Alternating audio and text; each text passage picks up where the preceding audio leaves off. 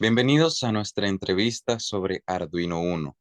Hoy hablaremos sobre varios aspectos importantes del Arduino. Para desarrollar esta entrevista nos acompaña el licenciado Ramón Orlando Cabrera, experto en Arduino. Con su amplio conocimiento en este campo, exploraremos diversos aspectos claves de esta plataforma de desarrollo. Bienvenidos, licenciado. De Albert, muchas gracias y buenas tardes también Elizabeth y la señorita Yarixa. Para mí es un placer estar acá con usted y poder colaborarles. Gracias. Comencemos nuestra conversación profundizándose en los fundamentos del Arduino Uno. ¿Podría explicar brevemente la diferencia entre un pin digital y un pin analógico en Arduino Uno y también mencionar algunas aplicaciones típicas de cada tipo de pin? Claro que sí. Antes de eso, Albert, me gustaría aclararle. El Arduino ha surgido por la necesidad de hacer actividades o proyectos que sean de cierta forma autónomos. ¿A que sí?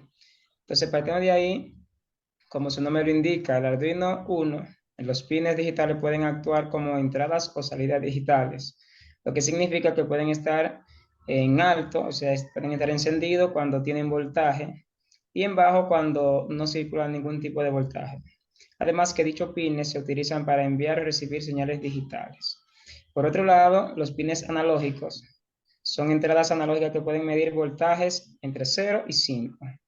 Esto significa que pueden conectar sensores como potenciómetros, fotocélulas, transistores, incluso me imagino que te han visto en algunos hogares que hacen algún tipo de panel solar casero. Lo utilizan o lo crean utilizando esta placa de Arduino.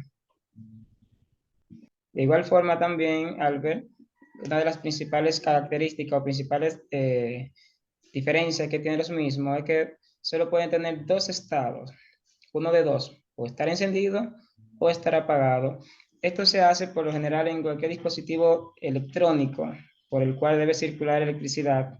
Necesita uno de los dos estados. Dicho dispositivo o está funcionando o está apagado. Entonces, cuando hay flujo de electrones, significa que dicho dispositivo o dicho circuito, si hay flujo de electrones, está en alto o está encendido, y si no hay flujo del mismo, entonces significa que está apagado. Me dejas saber ahí si está claro con la idea. No, claro, más que claro. Muchas gracias. Interesante. Ahora centrémonos en los puertos GPIO. Quisiéramos saber cuál es su propósito en el Arduino y cuáles son algunas consideraciones importantes al utilizarlos en proyectos. Ok. Entonces, en este caso, Elizabeth, dichos puertos son esenciales porque permiten la interacción con el entorno y la conexión con una amplia gama de dispositivos, ya sean computadores o sean dispositivos electrónicos de por sí, ya sean algunos de los motorcitos, como dicen los chicos, o servomotores, o motores genéricos. De los propósitos clave de dichos GPIO son los siguientes: controlar los dispositivos, leer sensores y la comunicación entre dispositivos e incluso entre placas de Arduino. Muy bien, ahora hablemos sobre la comunicación serial. ¿Nos podía decir cómo se puede utilizar la comunicación serial en Arduino 1 para enviar y recibir datos con dispositivos? ¿Y cuál es la diferencia entre la comunicación serial DSL y RS-232? Entonces, Yarixa, antes de esto vamos a aclarar qué entendemos por comunicación, ¿verdad que sí? En un circuito electrónico, fuera de aquí de Arduino, en un circuito electrónico, para que haya comunicación entre dos dispositivos, necesita que uno envíe y reciba y el otro también haga lo mismo. De igual manera acontece con los circuitos de Arduino. Aquí tengo algo anotado sobre esto, que la comunicación TTL, o sea, transistor-transistor logic, es una forma de comunicación serial que opera a niveles de voltaje, como le mencionaba hace un momentito. Y comúnmente se utiliza en microprocesadores de Arduino y no tiene niveles de voltaje negativo y es más adecuada para distancias cortas. O sea, ¿qué me está diciendo? Que las conexiones o los circuitos que voy a utilizar con Arduino, que voy a programar, no pueden tener distancias largas por lo general. ¿Por qué? Porque al no fluir mucha corriente eléctrica, entonces no va a funcionar de manera correcta si la cantidad o la longitud de la conexión es muy amplia. Cambiemos un poco de tema y hablemos sobre el regulador de voltaje en Arduino Uno. ¿Cuál es su función y cómo afecta esto el rango de voltaje de entrada que puede aceptar la placa?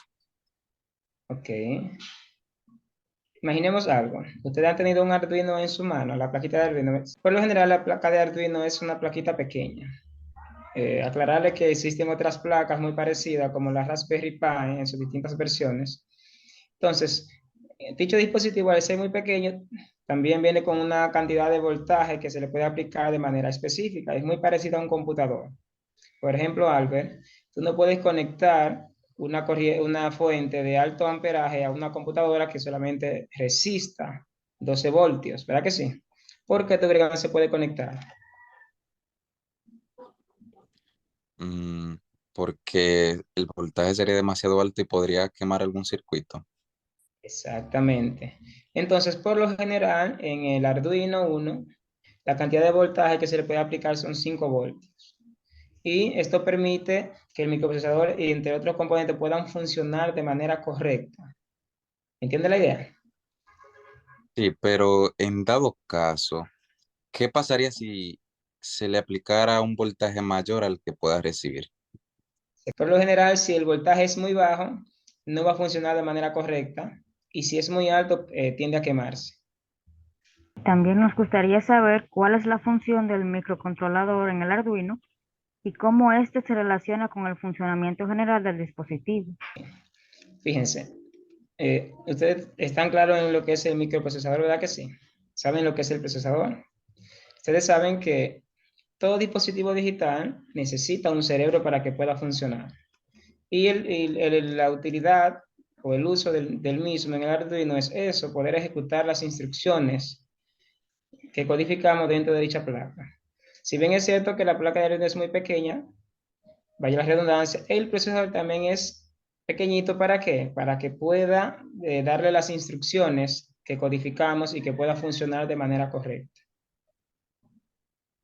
Ahora no podría decir cómo se puede implementar la comunicación I2C en el Arduino Uno y cuáles son algunas de las ventajas y desventajas de utilizar este protocolo en comparación con otros como el CP1, el CPI o el UART.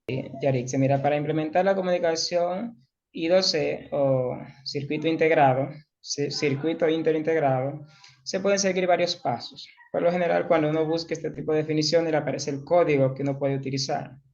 En este caso, voy a tratar de explicarle lo más claro posible.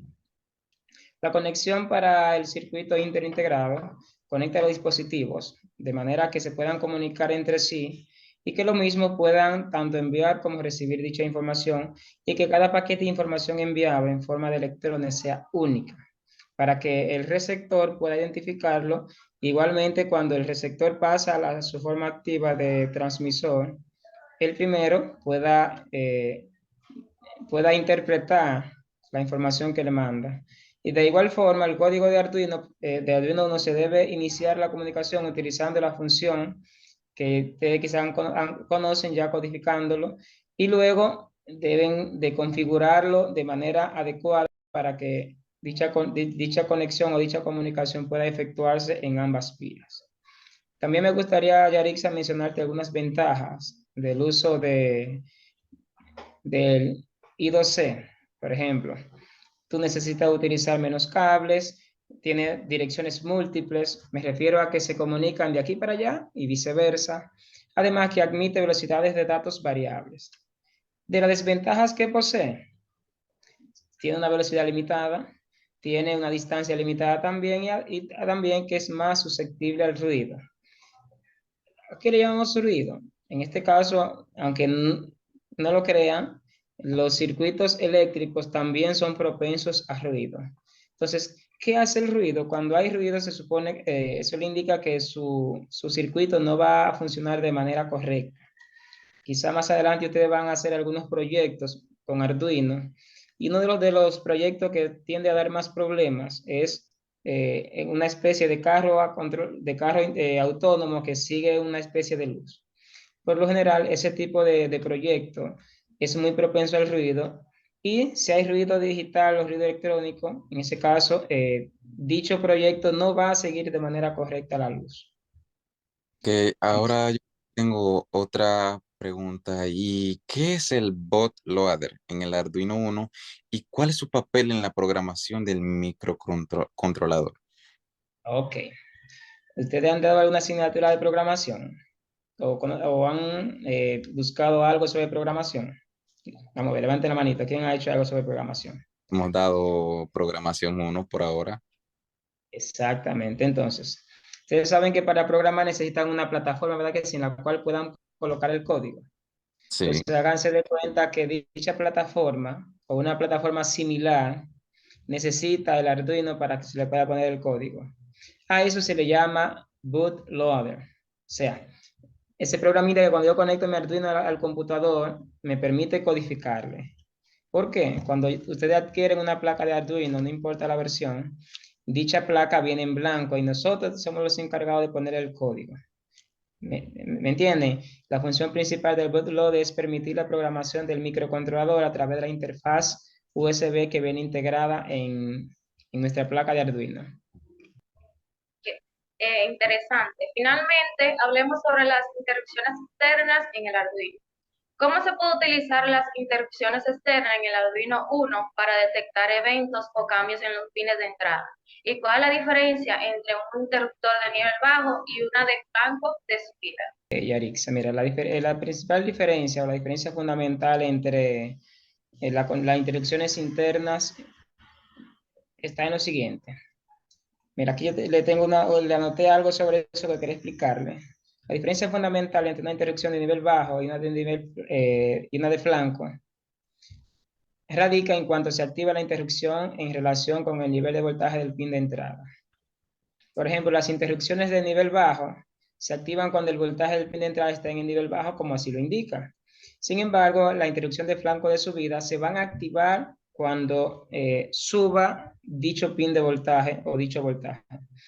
En la actualidad se utiliza mucho lo que es la domótica.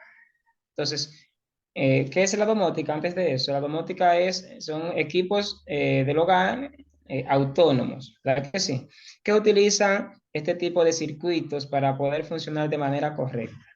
Cuando estén en nivel bajo, se supone que cuando se va a apagar y estén en el flanco de subida, cuando se activa. Esa es la definición más clara. Otra característica del nivel bajo es que cuando el pin pasa a un estado alto o un estado bajo, se genera una interrupción. Es en forma de un bombillo. Imagínense que a un bombillito le pongamos una placa de Arduino. Cuando esté en el nivel bajo, ¿qué va a pasar con el bombillo? El no va a bombillo se tener va, gente, va a sus- exactamente. Y se cuando va, está en el flanco de subida, no, con el bombillito, cuando esté en el flanco de subida, el bombillo que va a encender. Algo parecido, que quizá también más adelante ustedes vean ese tipo de proyectos, acontece cuando queremos hacer una bombilla parecida a la que están aquí en la calle, así una bombilla fotocéltica. Se puede hacer fácilmente, utilizar una placa de Arduino y se utilizan los conceptos de flanco de subida y también de nivel bajo. Yo quiero hacer una preguntita entonces, yo pregunto mucho, si no a Elizabeth que le diga. claro. Ok, de manera general, ustedes podrían decirme por qué es importante o cuáles son las ventajas que ha traído la utilización de microprocesadores, en este caso de Arduino, para el desarrollo de los proyectos tecnológicos o electrónicos. Vamos a ver, pueden levantar la mano. Yo diría que veo que nos ayuda a nosotros como estudiantes saber utilizar nuestra lógica y saber proyectarnos en un futuro también de nuevos inventos y nuevas cosas. Excelente. Muy buen aporte, Elizabeth. Bueno, para nosotros ha sido un privilegio conversar con usted, licenciado Ramón Orlando. Sus experiencias y claridad al explicarnos han sido realmente inspiradoras para nosotros. Estamos seguros de que nuestra audiencia también ha obtenido una comprensión más sólida de esta plataforma de desarrollo. Gracias por compartir sus conocimientos con nosotros.